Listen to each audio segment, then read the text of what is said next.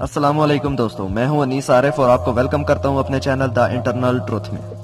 دوستو، آج کی ویڈیو پاکستانیوں کے لیے خوشخبری کی امید پر بنائی گئی ہے، کیونکہ پاکستانیوں کو یہ امید ہے کہ امیر ترین شخص کی دولت پاکستان کو ملنے والی ہے۔ جی ہاں دوستو، تو ویڈیو کو آگے بڑھانے سے قبل آپ سب سے گزارش ہے کہ ویڈیو کو لائک کریں اور شیئر کریں، اور ساتھ ہی ساتھ چینل کو بھی سبسکرائب کر کے اس دولت کے لیے پاکستان کے حق میں دعا گو بھی ضرور رہیں۔ تو چلیے ویڈیو کو شروع کرتے ہیں۔ تو ناظرین، اس دولت کے متعلق تھوڑا پس منظر پر نظر ڈالنا بھی ضروری ہے۔ پاکستان میں قائد اعظم کے انتقال کے اگلے روز بھارت نے حیدرآباد دکن کی ریاست پر فوج کشی کی۔ نظام دکن کے پاس مقابلہ کرنے کے لیے کوئی فوج نہیں تھی۔ ان کی حکومت نے ہتھیار ڈال دیے۔ بھارت نے ان کے تمام اثاثوں پر قبضہ کر لیا۔ بھارتی فوج کی پیش قدمی اور قبضہ مکمل ہونے کے دوران ایک بہت اہم واقعہ پیش آیا، جس کی بازگشت آج بھی سنائی دے رہی ہے۔ نظام دکن نے لندن میں پاکستانی ہائی کمشنر کے بینک اکاؤنٹ میں 1 ملین پاؤنڈ جمع کروائے تھے۔ بھارت کو خبر ہو گئی تھی اور اس نے رقم پر اپنا دعویٰ کر دیا۔ انگلینڈ کے بینک تک جب یہ مطالبہ پہنچا تو اس نے رقم کو منجمد کروا دیا۔ اس کے بعد سے یہ مقدمہ لندن کی عدالت میں پیش تھا۔ نظام دکن میر عثمان علی خان دنیا کے امیر ترین لوگوں میں سے ایک تھے۔ ٹائمز میگزین نے 1937 میں ان کی ایک تصویر اپنے سر ورق پر شائع کی اور اس پر سرخی جمائی کہ یہ دنیا کے امیر ترین آدمی ہیں۔ ایک اندازے کے مطابق 1940 کے عشرے میں وہ لگ بھگ $2 ارب کے مالک تھے، لیکن بھارت نے ریاست حیدرآباد پر قبضہ کرنے کے بعد ان کی 97% دولت چھین لی تھی، جس میں قیمتی جوہرات بھی شامل تھے۔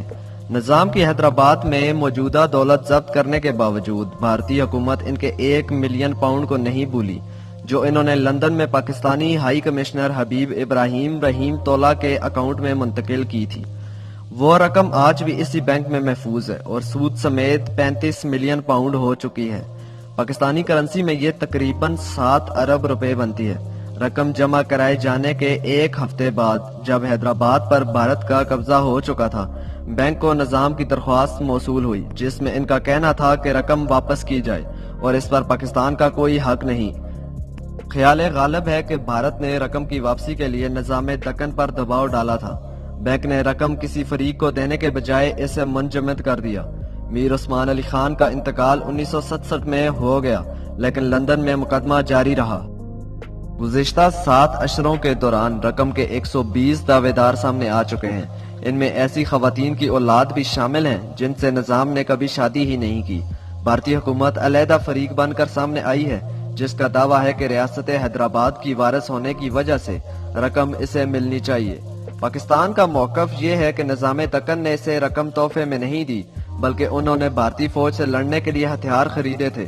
اس مقصد سے نظام نے ایک برطانوی ہواباز فریڈرک سڈنی کو مقرر کیا، جنہوں نے کراچی سے حیدرآباد دکن ہتھیار پہنچانے کے لیے 35 چکر لگائے۔ نظام دکن نے ان ہتھیاروں کے عوض پاکستان کو 1 ملین پاؤنڈ ادا کیے تھے۔ تاریخی شواہد سے اس بات کی تصدیق ہوتی ہے۔ 2016 میں لندن کی ایک عدالت نے فیصلہ سنایا تھا کہ پاکستان کا موقف درست ہے اور رقم پر اس کا ہی حق ہے، لیکن یہ معاملہ لندن ہائی کورٹ پہنچ گیا۔ حال ہی میں ایک بار پھر سماعت کے بعد چند ہفتوں میں یہ فیصلہ سنائے جانے کا امکان ہے۔ تو آپ سب سے گزارش ہے کہ آپ اس دولت اور اس خوشخبری کے لیے دعا گو رہیں کہ اللہ اسے پاکستان کے حق میں ہی رکھے، آمین۔ اور اگر آپ کو ویڈیو پسند آئی ہو تو دوستو، آپ سے ایک بار پھر گزارش ہے کہ ویڈیو کو لائک کریں اور ساتھ ہی ساتھ چینل کو بھی سبسکرائب کر دیں۔ شکریہ۔